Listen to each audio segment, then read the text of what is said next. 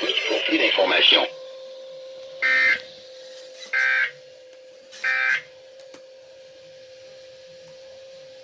Environment Canada has updated a severe thunderstorm warning for southern Alberta at 5:11 p.m. Mountain Daylight Time, Sunday, May 31st, 2020. A tornado warning is changed to a severe thunderstorm warning for Wheatland County near Rocky Ford Okay, good, and that's over. Rosebud and Municipal District of Rocky View near Irricana, Bicycle, and Catherine. A severe thunderstorm warning is continued for Nehill County near Acme and Linden.